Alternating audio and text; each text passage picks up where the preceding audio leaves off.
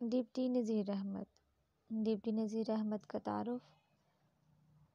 Deputy Nazir Ahmad 1830 سے 1831 کے لگ بھگ ضلع بجنور کی تحصیل نگینہ کے موضع ریہڑ میں پیدا ہوئے۔ کم سنی میں اپنے والدین اور برادر بزرگ علی احمد کے ساتھ ریڑے بجنور آ گئے۔ ان کے والد کا نام سعادت علی تھا۔ ابتدائی تعلیم والد سے حاصل کی۔ 5 سال تک منطق، فلسفہ اور عربی صرف و نحو مولانا نصر اللہ خان سے پڑھی۔ جب آپ 14 برس کے ہوئے تو مولوی عبدالحق کی مدرسے دہلی میں پہنچے۔ یہاں گھر گھر جا کر روٹیاں اکٹھی کرتے۔ بعد ازاں دہلی کالج نے آپ کے داخلے کے لیے اپنے دروازے کھول دیے۔ دہلی میں ان کی شادی مولوی عبدالحق کی پوتی سے ہوئی۔ 1854 کا سال ان کے لیے کنجاہ ضلع گجرات میں مدرسی کا عہدہ لے کر آیا۔ 2 سال بعد آپ ڈپٹی انسپکٹر مدارس ہو کر کانپور منتقل ہو گئے۔ آپ نے 1857 کا غزر اپنی آنکھوں سے دیکھا اور اپنا مشہور ناول ابن الوقت لکھا۔ انہی دنوں آپ نے قانونی کتابوں کے تراجم بھی کیے۔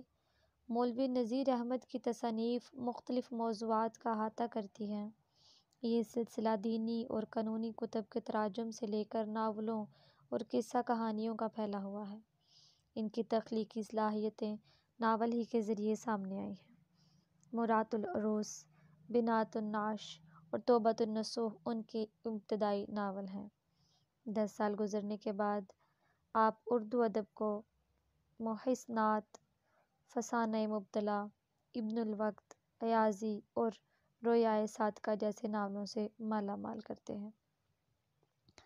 نذیر احمد کے ناول اصلاحی ہوتے ہیں۔ اس بنا پر انہیں سر سید احمد خان کی اصلاحی تحریک کی ایک کڑی سمجھا جاتا ہے۔ حالانکہ نذیر احمد اپنی ابتدائی ناولوں میں معاشرے کی خانگی زندگی کے مسائل کو زیر قلم لاتے ہیں۔ جب مولوی صاحب اپنی ناول نگاری کے دوسرے دور میں داخل ہوتے ہیں تو وہ قومی مسائل اور معاشرتی مسائل کو زیر بحث لاتے ہیں۔